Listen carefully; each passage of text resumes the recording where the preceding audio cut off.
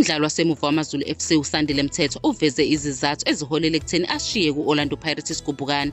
Umthethwa wahlukana neqembu waqeda ubudlelwane beminyaka eyi-10 ufike ku-Pirates ngo-2016 wajoyina eKZN Academy. Ngesikhathi esagijima ku-Pirates uke wabolekiswa ku-Richards Bay FC neChippa United, yize ebuyele ku-Pirates ngo-2022 akakwazanga ukuthola indawo eqenjini elizoqala umdlalo. Umthethwa ubonge kakhulu kumabhakabhaka ngokumcija, kodwa uyavuma ukuthi ukungabi nesikhathi sokudlala yikhona okumenze wathatha isinqumo sokushiya. Ukholwa ukuthi kungasitholi isikhathi esanele somdlalo kumbuyisele emuva. Njengomuntu oneminyaka engu-27 ubudala, Umthethwa ubona kubalulekile ukuthi adlale njalo ukuze athuthuke emsebenzini wakhe futhi ekugcineni afeze iphupho lakhe lokugqoka ijezi leBafana Bafana. Umthethwa uzwakalisa ukujabula ngokubuyela kwelakubo KwaZulu-Natal, kanti ukholwa ukuthi ukuya kwakhe kumaZulu FC kuzoba isinqumo esiphosile. Ubonge ukuthi iqembu belimfuna futhi uyalijabulela ithuba lokuqala kabusha. Umthethwa ucabanga ukuthi amaZulu azomnikeza inkundla ukuze aveze amakhono akhe futhi azibonakalise.